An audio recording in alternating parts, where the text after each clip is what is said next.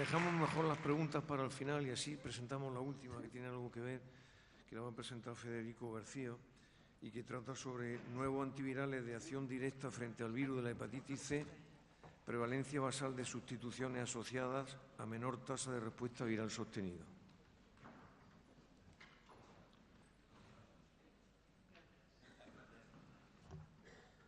Bueno, pues buenas tardes a todos. Dar las gracias al Comité Científico por haber seleccionado esta comunicación para presentación oral.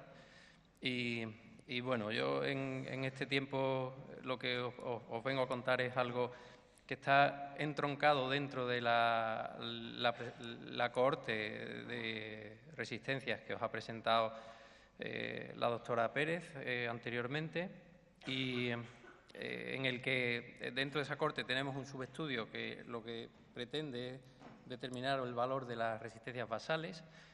Y dentro de ese subestudio, como tenemos acceso a muchos genotipos 1A y a muchos genotipos 3, ese estudio es un estudio que está en marcha, del cual todavía no tenemos muchos datos de respuesta viral sostenida y, por lo tanto, no los podemos analizar todavía.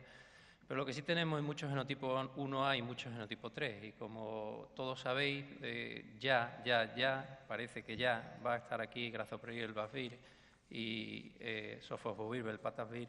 Y entonces lo que queríamos era mostraros cuáles son las condiciones en las que los pacientes que puedan iniciar Grazoprevir, Elbasvir o Sofosbuvir, Velpatasvir, con qué os podéis encontrar. Entonces, mirar, dentro de la primera de estas combinaciones, Grazoprevir, Elbasvir, sabéis que está combinado en una sola pastilla. Las guías de práctica clínica lo que dicen para cómo utilizar Grazoprevir, Elbasvir para poderlo utilizar 12 semanas en genotipo 1A, lo que dicen es lo que veis en esta diapositiva. Ahí veis las guías de SEIM, AEH, las guías del americano, las guías americanas que se actualizaron en septiembre, y las del ISEL, las europeas, que también se actualizaron en septiembre. Y en azul lo que veis es lo que dicen para pacientes que no son cirróticos, y en rojo lo que dicen para pacientes cirróticos.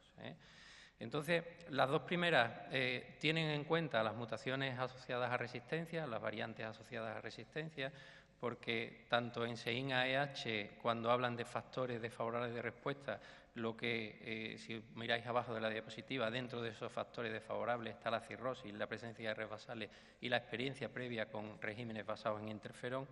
Las guías americanas también hacen alusión a testar, mientras que las guías europeas no hacen ninguna alusión al impacto que puedan tener la prevalencia de mutaciones de resistencia, y lo que nos dicen las guías europeas es que tratemos 12 semanas o 16 semanas en función a la carga viral basal de ese paciente, y establecen el punto de corte que veis ahí, que son 800.000 unidades internacionales por mililitro. Lo de las RAS y Grazoprevir, Elbasvir surge de lo que se presentó en el americano del año pasado, lo presentó Ira Jacobson, y como veis ahí, pues ahí en los pacientes que tienen RAS específicas de fármaco, de Elbasvir, muy poquitos pacientes las tienen, el 5,8%, pero en esos pacientes la respuesta viral sostenida, la tasa de respuesta viral sostenida, como veis, es del 58%, algo que en este momento es totalmente inaceptable, como todos sabéis. En cuanto a Epclusa es la combinación de un hidrodenasa 5B, que es Sofosbuvir, y de Velpatasvir, también en una sola pastilla. Es una combinación que teóricamente viene al mercado como una combinación pangenotípica, y para los genotipos 3 en concreto, pues lo que nos dicen las guías es lo que veis aquí. Prácticamente todas coinciden en que se puede utilizar Sofosbuvir, Velpatasvir 12 semanas, independientemente de la cirrosis o no. Solo las guías europeas, veis ahí abajo, que en función en pacientes cirróticos dicen o tratar 24 semanas o hacer 12 semanas arriba. Y en cuanto al impacto de las RAS basales, únicamente las guías americanas, que es el asterisco que veis ahí en la barra roja, únicamente las guías americanas reconocen el impacto de una mutación que es la Y93H. ¿Por qué reconocen las guías americanas el impacto de esta mutación? Pues fundamentalmente por los estudios que veis aquí. Ahí veis en pacientes que no han tenido experiencia previa con inhibidores de NS5A, pues como cuando hay mutaciones para los inhibidores NS5A, aquí veis que la respuesta es del 88%, mientras que los pacientes que no tienen mutaciones es del 97%. Y cuando se van a rescatar pacientes que ya han fallado a una pauta, como los que habéis visto antes, si se quieren rescatar pacientes que ya han fallado a una pauta, que tienen inhibidor NS5A, series muy cortas, pero fijaros cómo cuando están en los pacientes que tienen resistencias a los inhibidores de NS5A, pues sofosbuvir el Patavir consigue un 77% de respuesta viral sostenida. Entonces, ante esta situación, nosotros lo que queríamos presentaros, como os dije al principio, dentro de ese subestudio, cuál es la prevalencia de estas mutaciones de resistencia o de estas variantes de resistencia en los genotipos 1A y 3 y analizar su presencia en función de los factores que realmente son importantes para la toma de decisiones, como hemos visto, pues la carga viral, la cirrosis o la experiencia previa con regímenes basados en interferón. Lo que hemos hecho es, como os ha contado Ana antes previamente, nosotros secuenciamos mediante secuenciación de poblaciones. En este caso solo vamos a presentar los datos de la región NS5A. Para eso secuenciamos desde la 1, la posición 1 hasta la 99. Y ahí veis las definiciones que hemos seguido para tener en cuenta qué es una mutación o una resistencia asociada a la clase, a NS5A, a toda la clase, y cuáles son las resistencias asociadas a cada uno de los dos fármacos, de los dos inhibidores NS5A de estas combinaciones. A Elbasvir, los cambios en 28, 30, 31 y 93, esto es lo que nos dicen las guías americanas, y a Velpatasvir, pues los cambios en posición 30, 31, 92 y 93, y esto lo hemos sacado de un paper que está ahora mismo en prensa y que lo que pretende es actualizar el consenso del ONTOC que antes os presentó Ana. Para el Elbasvir y Grazoprevir, ¿cuál es la prevalencia de mutaciones en NS5A? Pues mirar, cuando se mira el global de los pacientes, el 16% de los pacientes tienen resistencia en NS5A y solo el 7% de los pacientes tienen resistencias específicas del Elbasvir, que impactarían la actividad de esta combinación. Si miramos dentro de todos los pacientes, aquellos pacientes en los que sabíamos que tenían más de 12,5 kilopascales en el FibroScan, que es el criterio que hemos seguido para definir la cirrosis, pues fijaros cómo el 8%, solo 2 pacientes tienen mutaciones de clase y solo un paciente, el 4%, porque los números son pequeños, pero solo un paciente tenía resistencias que pudieran impactar la respuesta a Elbasvir.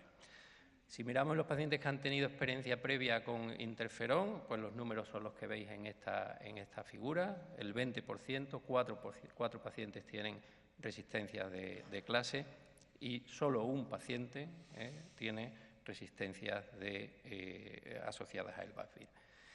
De todo esto, lo que a mí me parece más importante, porque es la mayor crítica que a mí me parece que se debe hacer, es en cuanto a lo de más 800 y menos de 800. Mirar, 60 pacientes en esta serie tienen más de 800.000 unidades internacionales por mililitro. Esos 60 pacientes, siguiendo las guías europeas, se deben de tratar durante 16 semanas con esta combinación. De esos 60 pacientes, si seguimos otras guías, como las guías españolas o como las guías americanas, solo 3 pacientes irían al brazo de 16 semanas. Con lo cual, debemos de plantearnos si esto supone o no un sobretratamiento de los pacientes. En el grupo de menos de 800.000, pues estos son los números. Y en el global, en los 85 pacientes, fijaros que solo 3 en una rama y 3 en otra, o sea, solo 6 pacientes tienen RAS, que son los 7 pacientes del global. Y solo esos 6 pacientes son los que irían a 12 semanas, mientras que, siguiendo otras guías, pues muchos más van a 16 semanas. En cuanto a genotipo 3, pues mirad, estos son los datos. Ahí veis, aquí hemos traído los datos de RAS de clase, RAS de Velpatasvir y la I93H, que es la que parece que tiene más impacto. Estos son los datos en los 66 pacientes de los que tenemos datos en este momento. El 17% de los pacientes tienen RAS de clase o RAS de Velpatasvir, aquí salen los mismos números, pero solo 4 tienen la Y93H, que supone un 6%. Si nos vamos a los pacientes cirróticos, que parece ser que es donde aquí es donde realmente está el impacto que pueda tener sobre sofosbuvir y Velpatasvir, pues fijaros cómo RAS de clase o RAS de Velpatasvir en un 39%, cuidado porque los números son pequeños, son solo 18 pacientes cirróticos, y 3 de esos pacientes cirróticos, el 17%, tienen la Y93H, que tiene un claro impacto sobre la actividad de sofosbuvir-velpatasvir. Como conclusiones de lo que llevamos hecho hasta ahora, o lo que podemos mostraros sobre esto, pues en genotipo 1A la prevalencia de resistencias asociadas a una menor tasa de respuesta viral sostenida a Cepatier es considerable. El estudio de las mismas antes de iniciar el tratamiento puede resultar de utilidad. Desde mi punto de vista puede resultar clave para la toma de decisiones sobre si vamos a 16 o vamos a 12 semanas. Y, sobre todo, si lo vamos a hacer siguiendo la recomendación de que la carga viral de mayo de 800.000 unidades de grazopravir, el Elbasvir, lo que aconseja esa, porque esta claramente puede resultar en un sobretratamiento de los pacientes, mucho tiempo que no es necesario. En los genotipos 3A cirróticos se detecta Y93H, que está asociada a una menor tasa de respuesta viral sostenida a sofosbuvir, velpatasvir. En los cirróticos hemos visto que hasta en 3 de 18 pacientes, eso no es una cifra que sea baja, es una cifra bastante importante y, por lo tanto, se detecta en una importante proporción de los pacientes analizados. Yo también quiero aprovechar para hacer los mismos agradecimientos que ha hecho Ana. Estos son las entidades que nos financian lo que estamos haciendo con Virus C y nos financian el personal que está trabajando esto en parte. Agradecerle a toda la gente que trabaja en el laboratorio y agradecer a los hospitales que dentro de esa cohorte de fallos están también participando en el subestudio de la cohorte de resistencias basales. Y agradeceros a vosotros vuestra atención. Muchas gracias.